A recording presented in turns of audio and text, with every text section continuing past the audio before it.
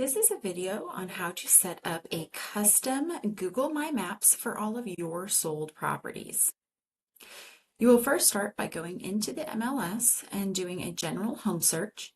You will need to add in your MLS ID. If you don't already have a drop-down for listing agent or for buyer's agent, you will go into add and then add that field along with your personal license number. You will then put all of the statuses for the entire history of your time on the MLS and then hit results.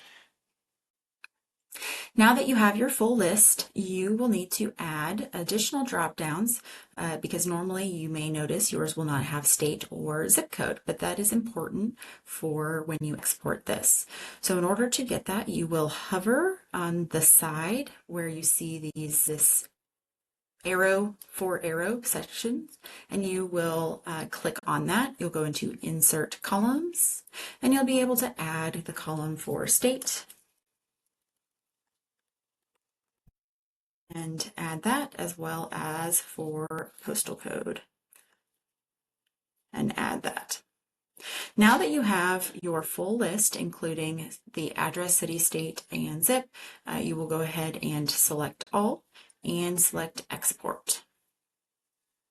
You will export that list and it will open up into an Excel spreadsheet. This Excel spreadsheet will have some things you don't necessarily need, like for example, this number of times it was listed. You also will not want to share the sales price, at least in Texas, because we are a non-disclosure state.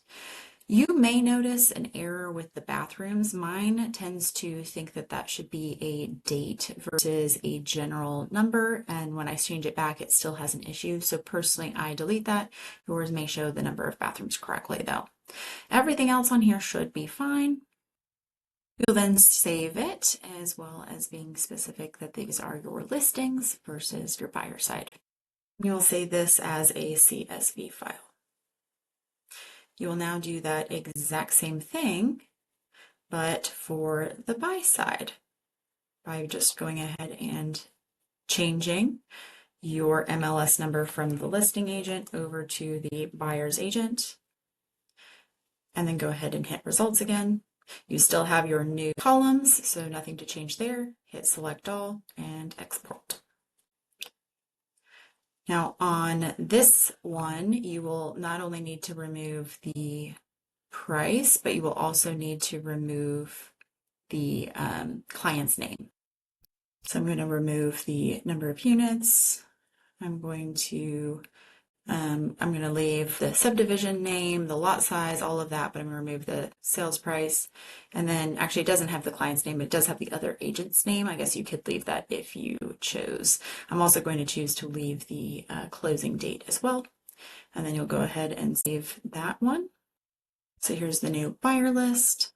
I'm going to go ahead and save that. Now we're going to open up our web browser and you're going to Google My Maps. Go ahead and open that up. If you have never created a Google My Maps before, first off, make sure you're logged into your Google account, and then you're going to hit create a new map. With creating a new map, you will be uploading those documents. You'll go into import, and you'll import that first file. Here's our listing one. And we're going to say that the way it will find those homes is going to be with the address, the city, the state, and the zip.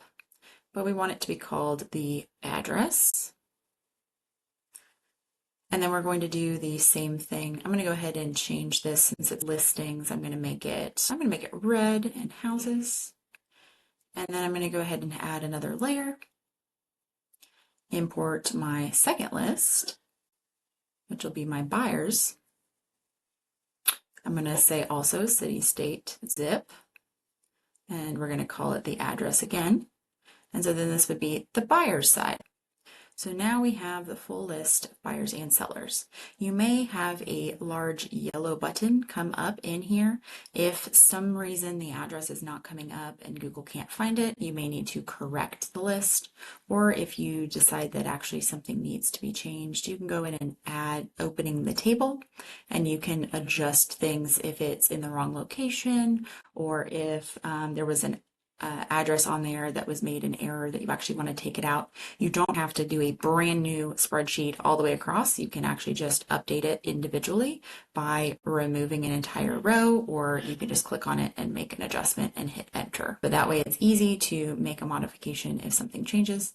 You also want to make sure to label this. I would label it something like my Sarah Lyon sold map. And then also I would recommend adding a description, a little bit about your business, what you've done, what you've sold, how long you've worked, where you service, and then your call to action. If you would like help, here's my email, here's my phone number, here's my website, any of those things on there. Now, once you have all of that done, you will want to share this. You will want to make sure to share this. That way it can be utilized and other people will know about it. You can actually hit share on here in order to share it to Facebook, share it in an email, and then also you can have it on your site. So this would be a hyperlink to embed it into a website, which I have done on my own website. I have my personal website, Sarah Lyons Real Estate, hosted through iHouse Web. If you'd like information and do a referral code, you'll get a discount. But I have on here a Sold by Sarah map, and it is hyperlinked to that live map on Google and would allow a prospective seller to look and see that information related to that home, and not only be told how many homes I've sold, but actually see how many homes I've sold. And that way, if they have a concern about me being aware or having local knowledge, they can really see exactly what I've actually done in their local market and in their community. I hope this is a helpful tutorial and will allow you guys to level up your Google game.